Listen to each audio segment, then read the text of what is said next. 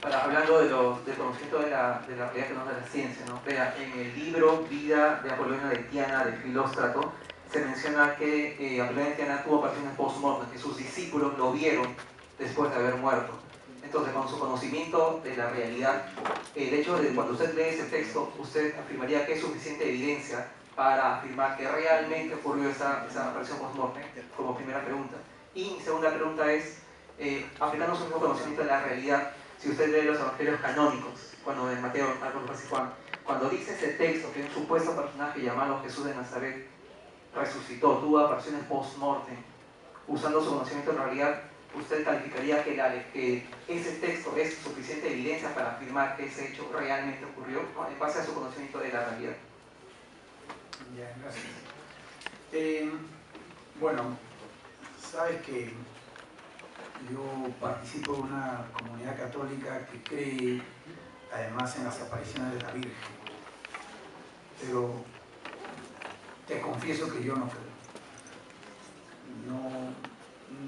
Y de hecho, la Iglesia no obliga a creer en las apariciones de la Virgen, no es parte de la religiosidad popular. Y vos decías hace un momento, medio en broma, si alguien me dice que se le apareció la Virgen, yo por lo menos no lo creo. No creo en eso. Entonces, ante ese argumento que tú decías, sí, tampoco lo creería. Ahora, la otra pregunta sí es la pregunta sobre si el argumento de Jesús resucitado.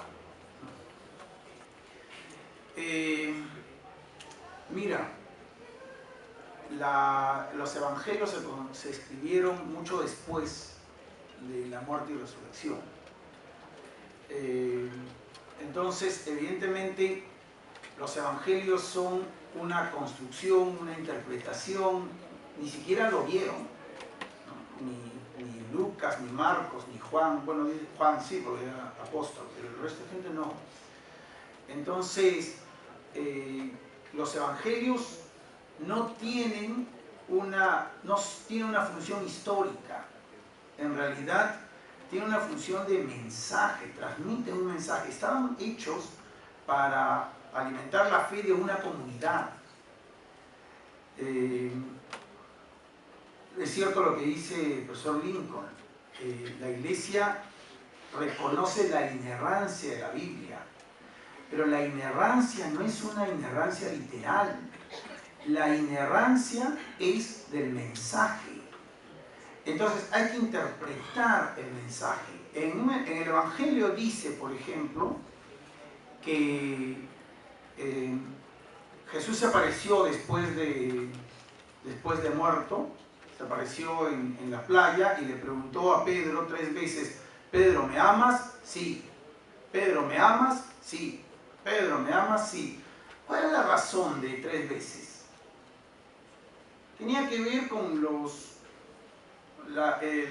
que habían narrado de las 3 veces que Pedro había negado, ¿no? Entonces, digamos, es una construcción, es como una narración que tiene un mensaje, está diciendo algo. Entonces, no puede servir eso como argumento para la resurrección. No es ese su fin. Su fin es alimentar la fe de una comunidad. Entonces me preguntarás tú, entonces, ¿cuál es el argumento para la resurrección de Jesús? Nuevamente te digo, y otra cosa, los evangelios están imbuidos por Pablo. Es Pablo el que está tratando es el que ha logrado tener una mayor influencia en las primeras comunidades cristianas, y el mensaje de Pablo es el que se está leyendo en gran medida. Por eso muchos teólogos dicen que en realidad la Iglesia Católica o el mensaje cristiano es más dependiente de Pablo que de Jesús. Ni siquiera sabríamos exactamente cuáles fueron las palabras del mensaje de Jesús. Por otro lado, los evangelios están imbuidos en una discusión con el mundo griego. Pero bueno, no voy a entrar hasta eso. Lo único que quería era decirte, y entonces definitivamente, ¿cuál es el único argumento de la resurrección de Jesús? La frase que les decía hace un rato de Pablo: si Cristo no ha resucitado, dice Pablo, vana es nuestra fe. una cuestión pragmática en realidad.